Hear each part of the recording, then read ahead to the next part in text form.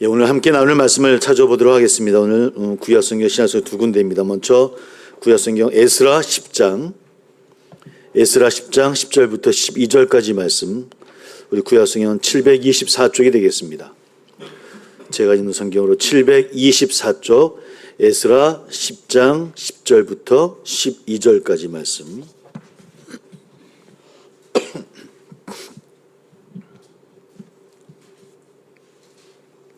에스라 10장 10절부터 우리 12절까지 말씀입니다.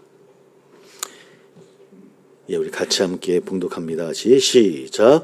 제사장 에스라가 일어나 그들에게 이르되 너희가 범죄하여 이방 여자를 아내로 삼아 이스라엘의 죄를 더하게 하였으니 이제 너희 조상들의 하나님 앞에서 죄를 자복하고 그의 뜻대로 행하여 그 지방 사람들과 이방 여인을 끊어버리라 하니 모든 회중이 큰 소리로 대답하여 이르되 당신의 말씀대로 우리가 마땅히 행할 것이니이다. 아멘. 한 군데 더 보겠습니다. 우리 신약성경 마가복음 9장 우리 38절부터 우리 43절까지 말씀. 마가복음 9장 38절에서 43절까지 말씀입니다. 38절에서 43절. 네, 같이 함께 봉독합니다. 시작. 요한이 예수께 여짜오되 선생님, 우리를 따르지 않는 어떤 자가 주의 이름으로 귀신을 내쫓는 것을 우리가 보고 우리를 따르지 아니함으로 금하였나이다. 예수께서 이르시되 금하지 말라. 내 이름을 의탁하여 능한 일을 행하고 즉시로 나를 비방할 자가 없느니라. 우리를 반대하지 않는 자는 우리를 위하는 자니라. 누구든지 너희가 그리스도에게 속한 자라 하여 물 한 그릇이라도 주면 내가 진실로 너희에게 이르노니 그가 결코 상을 잃지 않으리라. 또 누구든지 나를 믿는 이 작은 자들 중 하나라도 실족하게 하면 차라리 연자 맷돌이 그 목에 매어 바다에 던져지는 것이 나으리라. 만일 네 손이 너를 범죄하게 하거든 찍어버리라. 장애인으로 영생에 들어가는 것이 두 손을 가지고 지옥 곧 꺼지지 않는 불에 들어가는 것보다 나으니라. 아멘. 우리 함께 잠깐 기도하겠습니다. 귀한 주님 감사 영광을 돌립니다. 오늘도 저희들의 발걸음 인도해 주신 주님, 저희들의 예배를 기뻐 받아 주옵시고 또 예배를 통해서 하나님 더 힘을 얻어 세상 가운데 하나님의 백성으로 또 하나님 나라를 이루어 나가는 우리 될 수 있기를 소망합니다. 오늘 또 명절을 맞이하여서 또 여러 가지 또 출타한 우리 귀한 가정들도 있는 줄 압니다. 또 이곳에 모여 예배하는 저희들이나 또 어느 곳에 있든지 그 자리가 하나님 앞에 예배하는 자리가 되게 도와주시고 오늘 주님과 동행하는 귀한 날이 될 수 있도록 또 귀한 친족들과 함께 나누면서 귀한 마음을 또 따뜻한 마음을 나누는 명절이 될 수 있도록 주님께서 함께하여 주옵소서. 오고 가는 길도 지켜주시고 어느 곳에 어떤 대화를 나누든 간에 하나님의 백성으로 또 배려하는 마음으로 환대하는 마음으로 나눌 수 있는 우리 모두가 될 수 있도록 주님께서 함께하여 주옵소서. 오늘도 주 앞에 귀한 예물 드려진 손길이 있는 줄 압니다. 하나님이여 기뻐 받아 주옵소서. 이 땅에 더 충만고 더 충만하게 더 채워주시고 또 보이지 않는 곳에서 또 성도님들과 교회를 위해 헌신하며 눈물로 기도하는 그 마음들도 있는 줄 압니다. 하나님 다 흡양해 주시사 나누며 베푸는 복도 허락하여 주옵소서. 오직 주님만이 영광 받아 주실 것을 믿으며 예수님의 이름으로 감사하며 기도하옵나이다. 아멘. 우리 한번 인사 나누겠습니다. 서로 여러분에게 우리 어쩔 수 없지 않습니다 라고 서 인사 나눌까요? 예, 어쩔 수 없지 않습니다. 예. 자, 우리 학생들도 우리 핸드폰 다 집어넣고 자, 얼굴 좀 들고 그렇게 함께 예배합니다. 오늘 사실은 세계 성찬 주일입니다. 그래서 모든 교회가 성찬하는, 저희는 매주일 성찬을 예배를 드리고 있지만, 개신교, 우리 특별히 개신교, 우리 기독교는 말씀과 성찬을 중심으로 하는 교회입니다. 여러 가지 사정으로 지금 매주일마다 예배하지 못하지만, 어떨 때는 한 달에 한 번 드리는 교회도 있을 것이고, 적일 때마다 드리는 교회도 있을 것이고, 또 분기별로, 또 저희처럼 매주일 또 드려지는 성찬을 드리는 교회도 있습니다. 매주일 드리든 또 1년에 한 번을 드리든 한 달에 한 번을 드리든 이것이 옳고 그런 것은 아니고요. 성찬을 드리는 우리의 의미가 무엇인가를 늘 기억하고 함께 나누는 시간이 되어졌으면 좋겠다는 마음입니다. 오늘 그런 마음으로 함께 성찬을 준비하는 말씀을 함께 나눠보고자 합니다. 오늘 예수님께서는 다른 이들을 실족하게 하지 말라, 그렇게 하면 화가 있을 것이다 라고 말씀하고 있습니다. 실족하게 하다라는 것은 덫을 놓다, 걸려 넘어지게 하다, 그런 뜻이긴 하지만 그런 뜻만 갖고 있지는 않을 것 같습니다. 실제로 덫을 놓고 함정을 파는 게 아니라 우리는 믿는 사람들이니까요. 다른 사람들의 믿음을 무너지게 하거나 하나님께 나아가는 길을 가로막는 행위, 아마 이것을 실족한다라고 그렇게 표현한 것 같습니다. 우리가 그런 일을 하지 말아야 함에도 오늘 예수님은 그런 일이 전혀 없을 수 없다라고 이야기합니다. 그러니까 우리가 살아가면서 조심한다 할지라도 그런 일은 있을 수밖에 없지라고 하는 것이 예수님 우리를 향하는 마음인 것 같습니다. 그래도 아무리 생각해 보아도 다른 사람의 믿음을 무너지게 했나라는 생각도 하게 되어지고요. 하나님께 나아가는 길을 가로막는 그런 행위를 내가 했었나, 그런 아마 질문을 하게 되어질 것 같습니다. 사실 우리 마음속에 그렇지 않은 것 같은데 라는 마음이 더 많지요. 실제로 우리는 의식적 행위뿐만 아니라 어떨 때는 무의식적인 그런 태도 때문에 또는 가볍게 던진 말과 행동을 통해서도 어떨 때는 다른 분들의 믿음을 뒤흔들 수도 있겠다라는 생각을 해보게 되어집니다. 어느 한 목사님이 이런 예를 성경 말씀 가운데 전하고 있더라고요. 예전에 한 그리스도인 자매가 전통적인 유교 집안에 믿지 않는 아마 남자친구를 사귀었던 것 같습니다. 그러니까 아가씨는 그 여자 쪽은 믿고 남자 쪽은 믿지 않는 그런 상태였던 것 같습니다. 두 사람이 멀지 않은 시기에 이제 결혼까지 약속을 하게 되어졌고요. 이제 자매가 남자친구가 하나님을 알게 되기를 바라는 마음으로 함께 다니는 교회에 그를 인도하고 그를 또 함께 하고자 또 결혼 전에 목사님께 아마 인사를 드리려고 함께 왔던 것 같습니다.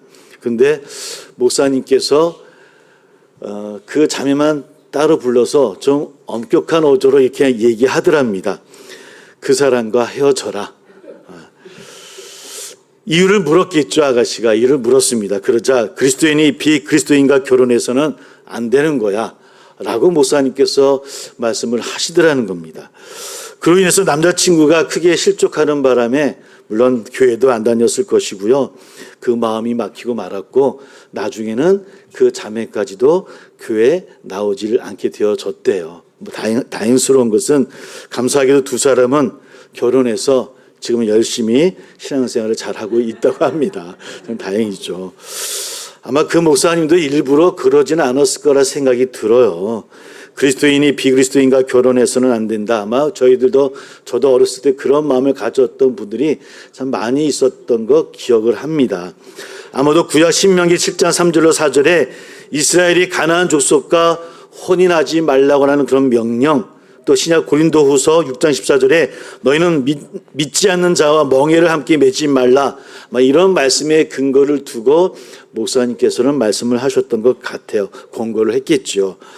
실제로 신자와 비신자가 결혼해서 그래서 굉장히 신앙생활을 하는 것이 어려움이 있다라고 하는 것은 아마 우리 여기 계시는 많은 분들이 또 겪어왔고 또 공감하는 그런 바입니다. 그로 인해서 많은 목회자들이 할 수 있으면 그 같은 믿는 분들과 결혼하는 게 좋지요라고 말씀은 드리고 있어요. 그러함에도 베드로전서 3장 1절 2절에는 또 믿지 않는 남편도 아내의 믿음과 행위를 통해서 구원의 길이 열려 있다라고 말씀하는 거 보면 한쪽에 치우치는 말씀은 분명히 아닐 것이라는 생각을 해보게 되어집니다. 그래서 비신자와의 결혼을 앞둔 그리스도인에게 헤어지라라고 이야기한 것은 좀 신중하지 못했던 이야기는 아닌가라고 판단할 수 있겠죠. 믿지 않는 사람에게는 그러므로 그런 이야기를 통해서 어떤 생각을 하게 되어지겠습니까? 당연히 교회가 많이 배타적이다, 아마 이런 인상을 주게 되어질 것이고 아마 어쩌면 어떤 사람들에게는 평생 마음의 문을 닫게 되는 아마 계기도 될 수 있겠다라는 생각을 해보게 되어집니다. 그래서 사실은 무조건적인 단절을 요구하기보다는 더 대화하며 신앙을 소개하고 또 사랑으로 기도하고 두 사람을 위해서 함께 기도하는 것이 아마 성경의 정신에 더 가깝지 않을까라고 생각해 볼 수 있겠죠. 이외에도 우리는 어떨 때는 가벼운 농담이나 또 무심코 뱉은 그런 비교의 그런 대화들, 그런 언어로 인하여서 또 많은 성도들에게 또 사람들에게 상처를 주기도 하고 또 어떤 때는 전혀 뜻하지 않게 교회와 신앙에서 멀어지게 하는 경우도 분명히 있다고 하는 겁니다. 어디 그뿐이겠습니까? 우리가 교회는 또 신앙생활을 열심히 하고 있지만 일상에서는 신앙과 다른 이중적인 모습을 갖는 모습을 통해서도 그럴 수 있겠죠. 예컨대 신신한 그리스도인이 직장에서는 불의하다거나 또 가정에서는 또 다른 모습을 갖고 있다고 한다면 교회 다니는 사람이 오히려 더하다라고 하는 믿음에 반하는 그런 모습도 될 수 있다라고 하는 겁니다. 여러분 그런 책 혹시 알고 계십니까? 박혜란 작가의 목사의 딸이라고 하는 책이 있습니다. 한국 보수장로교 신학계의 거목으로 알려지는 어느 목사님의 따님이십니다. 아마 이 책에서 드러난 것은 아마 주석 전집을 내시고 한국교회 큰 핵을 그으셨던 개혁 신학의 권위를 세운 위대한 목사님이신데 그런 신학적인 공적과는 좀 위상과 좀 다르게 아마 가정에서는 그러하지 못했던 것 같아요. 많은 이들에게 존경받고 또 추앙받는 그런 목사님이셨지만 그러나 그 딸의 눈으로 보았던 그 목사님의 모습은 아내에게는 너무 엄격했고요. 너무 권위적이었고 사랑과 배려보다는 어떨 때는 그대로 표현을 하자고 한다면 폭압적이었다라고 표현했던 그 모습이었다고 하는 것. 그런 모습 속에서 우리가 신앙생활을 한다고 하는 것이 참 어렵습니다. 시적하게 하지 말라라고 말씀하셨지만 우리 또한 그러한 모습으로 살아가고 있는가 저뿐만 아니라 우리 모두가 사실은 우리의 모습을 되돌아보게 되어지죠. 그것이 우리의 삶뿐만이겠습니까? 성경의 예로 한번 살펴봅니다. 말씀 자체의 내용보다는 그 말씀이 쓰여진 상황과 역사를 살펴볼 수 있는 내용을 한번 묵상해 보겠습니다. 룻기서라고 있습니다. 잘 알고 계시죠? 룻기서입니다. 룻기의 배경은 왕이 없던 사사의 시대에 그 배경을 가지고 룻기의 이야기는 시작되어져 있다라고 하는 것은 잘 알고 계실 것 같습니다. 그러나 룻기가 문서로 기록되어진 것은 보통은 대략 에스라, 느헤미야 시대라고 하는 것이 보통 신학계 정설로 받아들여지고 있습니다. 그러니까 룻의 실제적인 배경은 사사 시대였지만 룻기를 쓰여진 것은 에스라, 느헤미야, 그러니까 바벨론 포로에서 돌아오고 나서의 그때라고 보통은 받아들이고 있습니다. 바벨론 포로 생활이 끝나고 고향으로 귀환해서 새로운 이스라엘을 건설하려고 하던 바로 그 힘쓰던 그때입니다. 지금 우리가 알고 있는 유대교의 특성들은 다 이 시기에 자리 잡았다 해도 틀리지는 않을 것 같습니다. 그리고 오늘 함께 읽었던 에스라의 말씀이 있습니다. 에스라와 느헤미야가 포로 생활에서 돌아와서 제일 먼저 한 일이 뭐냐면 예루살렘에 단을 쌓고 하나님께 제사를 드리고 성전을 재건하는 것, 이것이 에스라와 느헤미야가 포로에서 돌아와서 가장 먼저 행한 일입니다. 그러면서 우상을 버리고 거룩한 백성이 돼야 된다라고 전 국민이 함께 회개 운동을 일으킵니다. 에스라 9장 또 10절을 읽어보시면 에스라와 이스라엘 백성이 성전 앞에서 울며 회개하는 그런 장면이 9장에 나타나 있습니다. 그러니까 이들이 생각할 때 이스라엘의 가장 큰 문제는 하나님의 계명을 어겼기 때문에 우리가 책만 받았고 벌을 받았다라는 겁니다. 그리고 이방인과 결혼한 것을 가장 그 이유 중에 가장 큰 이유로 꼽고 있는 것이 9장의 전체 내용이기도 합니다. 그러면서 에스라가 벌떡 일어나서 백성들이 이렇게 이야기합니다. 우리가 함께 읽었던 말씀입니다. 제사장 에스라가 일어나 그들에게 이르되 너희가 범죄하여 이방 여자를 아내로 삼아 이스라엘의 죄를 더하게 하였으니 이제 너희 조상들의 하나님 앞에서 죄를 자복하고 그의 뜻대로 행하여 그 지방 사람들과 이방 여인을 끊어버리라. 무슨 얘기입니까? 이방 여인과 혹 결혼을 했다고 한다면 이제 그 관계를 끊어버리라고 이야기합니다. 그러자 12절에 백성들이 응답합니다. 모든 회중이 큰 소리로 대답하여 이르되 당신의 말씀대로 우리가 마땅히 행할 것이니라. 이것이 에스라 회개운동의 그 결과로 나오는 모습입니다. 그러니까 그들이 하나님의 바로 서기 위해서 죄를 자복하고 그들이 이방인과 여인과 결혼함으로 잘못됐던 행동들, 우상을 받아들였던 걸 다 끊겠습니다. 관계도 끊어서 우리의 순결을 지키겠습니다라고 했던 것이 에스라가 외쳤던 것이고 이스라엘 백성들이 받아들였던 거예요. 다시 무슨 얘기입니까? 지금 외국인 아내와 다 이혼하고 자녀들을 내쫓으라 하고 있는 거예요. 왜? 백성들이 하나님 앞에 순결함을 지키기 위해서 백성들이 이것이 마땅하다라고 답하며 행하겠다라고 이야기하고 있습니다. 자, 이것이 지금 룻기와 에스라의 두 책의 배경입니다. 근데 쓰여진 것은 같은 시기입니다. 한번 잘 생각해 보시길 바랍니다. 70년 외국에서 생활하다 수만 명이 돌아왔는데 당연히 혼자는 아니지 않겠습니까? 70년 생활하면서 또 생활하는 가운데 외국인과 만날 수도 있었을 것이고 외국인과 사랑도 했을 것이고 함께 결혼해서 또 마음이 맞아서 함께 고국으로 돌아왔을 것 같아요. 그런데 오자마자 하나님의 계명에 따르자니 오늘 나라에서는 이혼을 요구하는 상황이 에스라의 모습이다라고 하는 겁니다. 소위 혈통의 순수성을 지키려고 하는 조치를 행하고 있다라고 하는 거예요. 그런데 사랑하는 성도 여러분, 한번 생각해 보길 바라겠고요. 우리의 모습도 한번 생각해 보았으면 좋겠습니다. 순수성에 대한 집착이 간혹 폭력이 될 수 있다라고 하는 겁니다. 순수함을 지킨다라고 하는 것, 우리의 것을 지킨다라는 것 때문에 어떤 이에게는 그것이 폭력으로 다가갈 수 있다라고 하는 겁니다. 에스라의 명령은 당사자들의 고통을 헤아리지 아니하는 어쩌면 무정한 조치가 아니었을까. 물론 하나님의 말씀이라고 에스라가 선포하고 그들이 따르고 있지만 이스라엘 애국인과 결혼한 사람과 그 자녀들을 당장 내쫓아야만 고개 들고 살 수 있는 우리들이라고 이야기하고 있지만 그것만이 답일까라는 겁니다. 이런 비정한 시대에 또 어떤 책이 쓰여졌다고요? 룻기가 쓰여진 겁니다. 룻기의 내용은 잘 알고 있습니다. 어떤 내용입니까?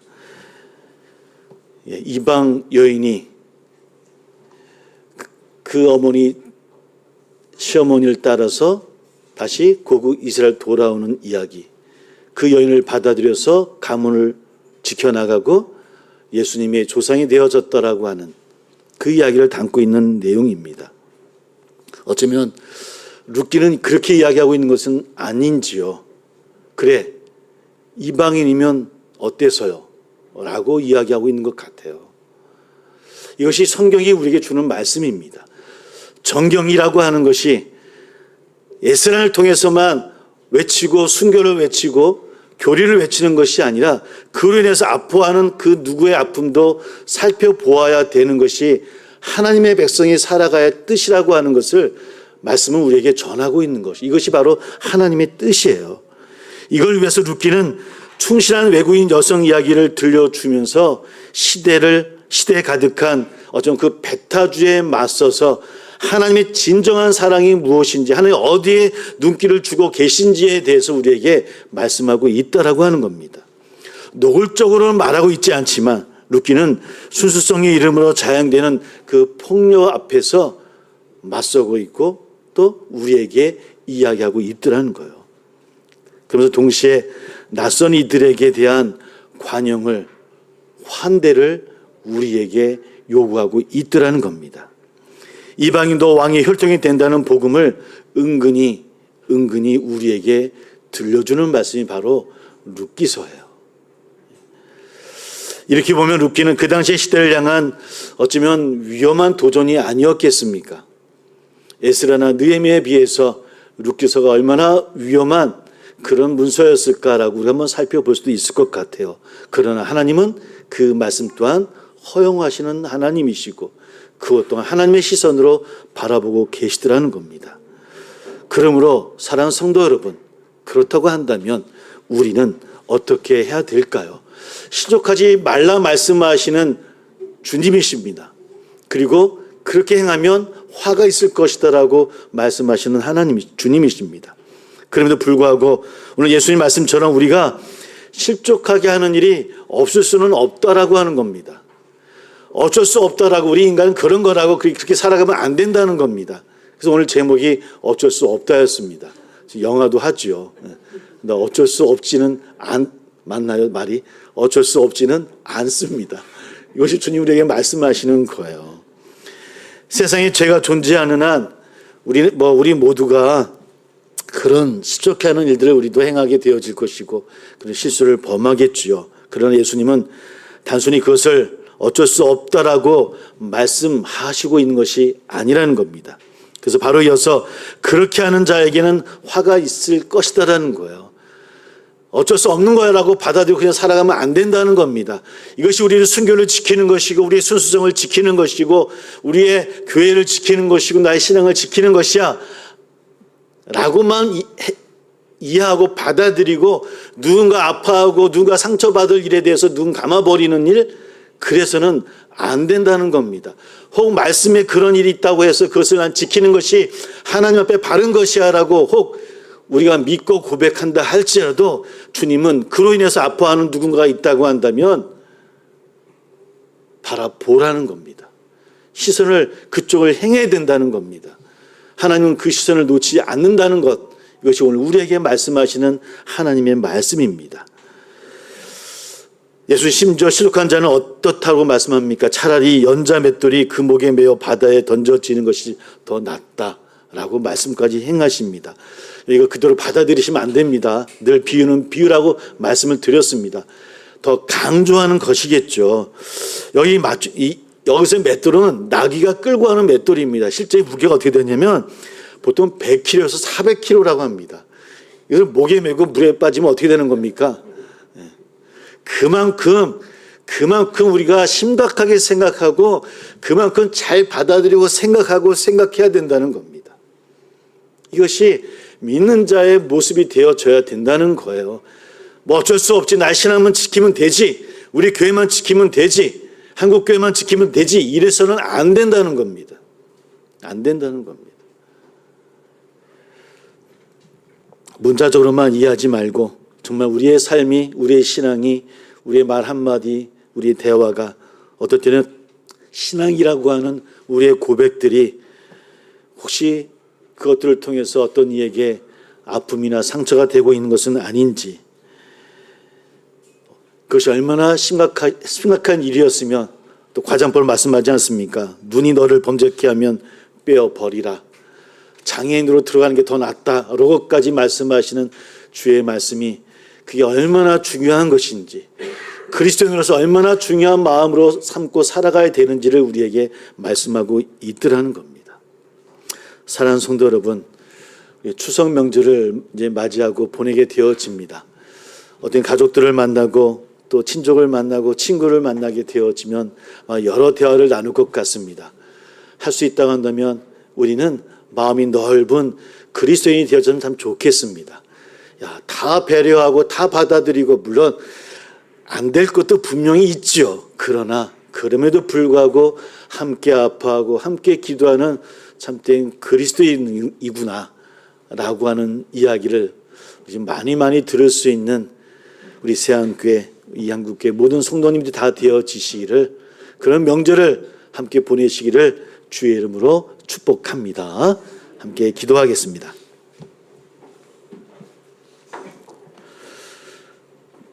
그것이 중요해서 주님은 강력한 과장법으로 또 그런 것을 사용하셔서 말씀하고 있는 것 같습니다. 실족하게 하는 죄를 단순한 실수나 작은 허물이 아닌 하나님께 나아가는 길을 막는 그런 일이 될 수 있다라고 하는 것을 말씀하시는 주의 말씀을 다시 한번 상고하면서 우리들도 그러한 마음으로 세상 가운데 나아가기를, 그래서 가정에서나 직장에서나 어디에서나 늘 우리의 마음을 열고 또 받아들이는 우리 모두 되기를 소망한다라고 함께 기도하며 성찬을 준비하도록 하겠습니다. 함께 기도합니다. 아버지 하나님.